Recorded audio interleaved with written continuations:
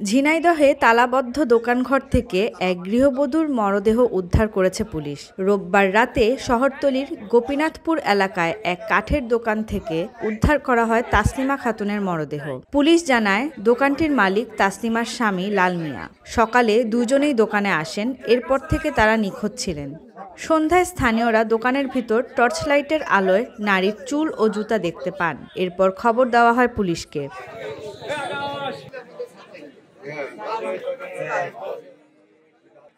দোকানের তালা ভেঙে মরদেহ উদ্ধারের পর থেকে লাল মিয়া পলাতক।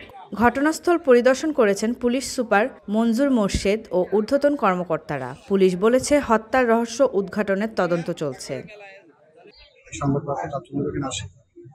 আশা করে আমরা ভিতরে আমরা